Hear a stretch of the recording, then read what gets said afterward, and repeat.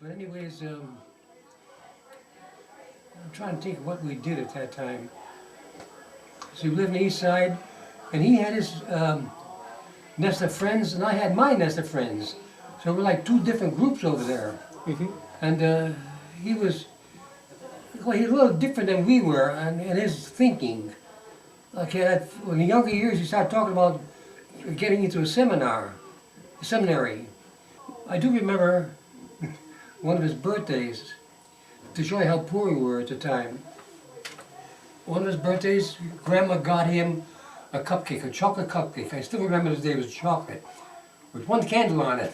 That was his birthday cake. What was it like when he went to war?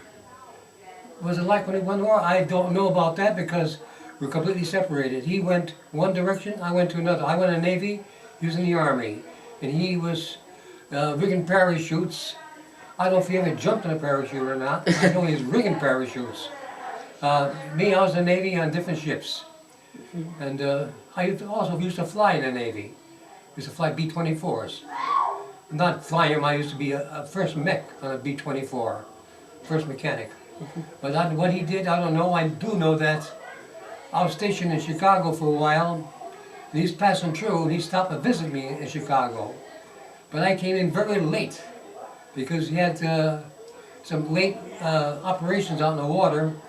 So when I came in, he came in to see me about, it was about 10, 11 o'clock at night. When I went into a service center and I was sleeping over there, he come to visit me in there. That's when we had a little chat over the years. This is, of course, in the war years. And what he did during the war, I can't answer that for you because I wasn't with him. He was quite a dresser. He used to have all the latest styles in dressing. If you want to find out about the dress code, he had it.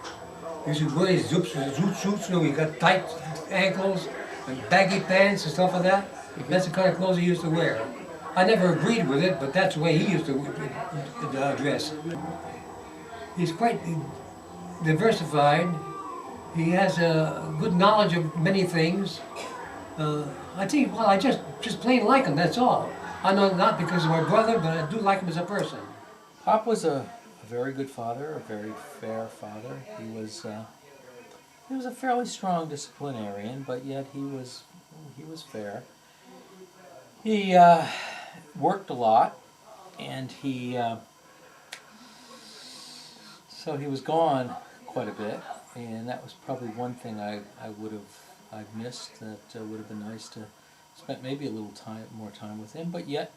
You know, we always did our summer vacations as a family, and we went skiing as a family, and we went out to dinner as a family. So he was very, family oriented, and he certainly was a loving father, a good provider. He was there when I needed him.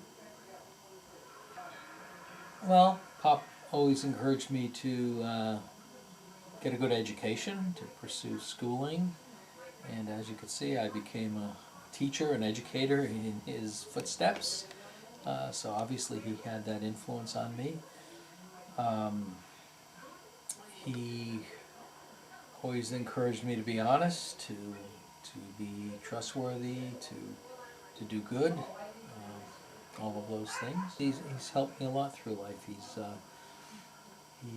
One thing Pop has always said that I'll never forget is everything in life is relative, and I've carried that with me throughout my life. He's also been very supportive financially.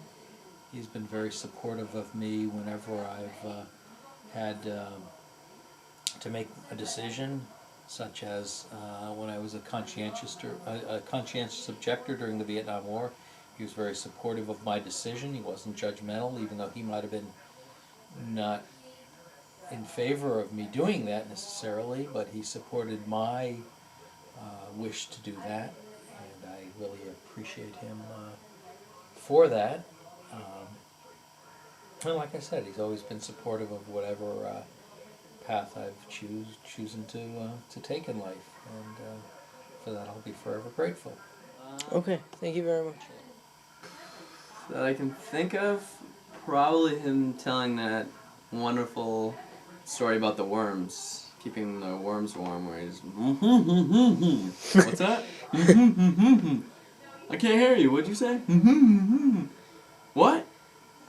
Gotta keep the worms warm. You know that one that we all heard a good amount. Thanks, Pop, for that. That was a great story. Probably that in Maine. Him visiting Maine when we were little. Vaguely remember riding on a bus or train with him when I was very, very little. But Pop is an extremely hard worker. I mean, he's been working all his life and has just done a lot in his life. He's been all over the place. He's worked in a number of professions, and I definitely admire him a lot, and that's an inspiration. Alright, is there anything else you'd like to say about Pop? Pop, if he ever hears this, Pop, I love you. You're the man. Take care of that shoulder, and you'll be fine. And he's an incredible guy. He's going strong, good sense of humor, great personality, and he's a woman charmer, and he knows it. Growing up, Pop worked 2 jobs, and he was going to school at NYU in New York, and during the day, and this is in his early years, he worked at Lee Pants Store, and I did not get to see him very much growing up, but he was a good provider and a good father, and we took vacations. I remember vacations to Washington, D.C. and Virginia, and we went to Montreal, Canada, and he was with us on Sunday, and we would visit and pick up Nana, his mother. They would come down on Sunday, and my mother, Olga, her mother, Anna, would come down on Sunday. We'd have nice Sunday dinners together every Sunday, and so it was nice to have family together. Well, I first met Walter Chop when I started dating his daughter, and he was a bit intimidating at first. I was working for the city of Bridgeport, as was he, and his reputation was a very hardworking, very demanding individual. And although he was not physically tall, he had a character and a reputation that was far larger than his physical size. So he was a bit intimidating to come and pick up his daughter at his house and drop her off at 2 in the morning. I was always wondering whether someday he'd be out there waiting for me and want to talk to me, but he was always very very polite and very nice to me, and we kind of got along pretty well, I thought. And little did I know that someday he would be my father-in-law.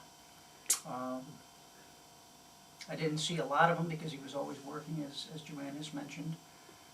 But the times I did see him, he was very helpful, always ready to help out if you ever had a problem or a situation that needed some assistance. He was always there to help out, and would do it graciously and happily. So that was I remember the time where pipes froze up in Shelton, and how he immediately jumped into action, which is the type of person he was, and he and Frank Kennedy came charging up there to help out getting the pipes defrosted. So I remember also he liked to party. I remember the day of the wedding, and how proud and how happy he was, and he was really in his element, shaking hands and smiling and talking to people, and having a great time with his double party that he had planned. One at Fredericksburg or Fredericks, and one back at the house. So he was really having a good time that day. I can remember that day pretty well. And it was also on July 12th that my father and my mother had gotten married, so it was like a double celebration, July 12th. And of course we will always remember their wedding anniversary and our wedding anniversary on the same date. And also I forgot to mention, Pop was always there being the seamstress. If I brought home a pair of pants I bought, or a skirt or a dress, or if I need something shortened on a jacket, or he was always my personal tailor. And I owe a lot to him because he would always shorten my clothes, and again, he was always there to help me. He was also always a bit of a stickler when it came to his cars, and he still is today. A dust smudge, bit of dirt, anything on his car was had to be taken care of immediately. He wouldn't pump his own gasoline because he didn't want to get his hands dirty. His cars always had to be the biggest and the best, which is why he drove Cadillacs. In fact, I drove one of his Cadillacs once. But his cars were always his pride and joy besides his family. He loved his cars. Pop was a very good father, would help out whenever you needed him, a hard worker, doesn't give up, very intellectual, can talk pretty much on a variety of subjects, loving and there for us when we need him. Okay. He likes his garlic. We like garlic and onions and nice spicy food. And now the end is near, and so I face the final curtain, my friend.